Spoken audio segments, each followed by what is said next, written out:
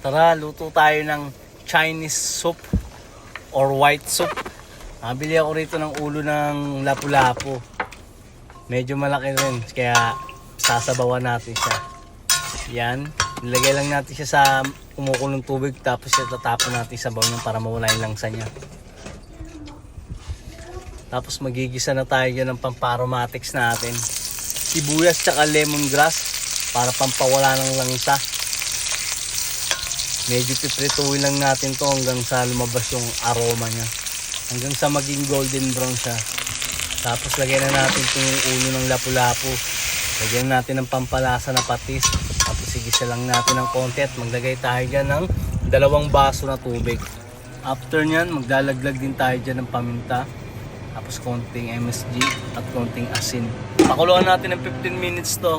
Tapos after nyan, naglagay ako ng onion leeks. At may nakita akong pechay sa rep na malapit na masira. Kaya nilagay ko na rin. Kesa masayang pa. Sarap na ito kainin. Yung bang galing ka sa trabaho, pagod na pagod ka. Tapos ito yung nakahain sa mesa. Naku, mapaparami ka talaga ng kain dito. Lalo na sa mga bumabiyahe o bumabiyahe na malayo. Try nyo to kainin. Sigurado tanggal yung pagod nyo dito. Kada higot nyo ng sabaw, sigurado mapapasipol kayo dito. Tara, plating tayo. Sinabawan na ulo ng lapu-lapu or white soup para sa cooking ideas natin. Maraming salamat sa panonood.